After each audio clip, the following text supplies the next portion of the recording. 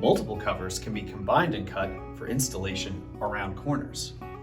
To start, assemble just the panels from your first kit and place them on the shelf running all the way into the corner.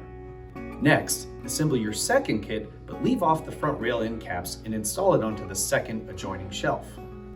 Measure the distance from the front rail of the second shelf to the end of the panel on the first shelf. Now, measure and mark that distance on the back side of the rail for your first shelf. Cut the rail at the marked location. Assemble and install the mounting hardware onto the cut rail, then install the rail onto the panels of the first shelf. Adjust the position of the rail and secure the cover to the shelf. Finally, finish by installing the rail end cap.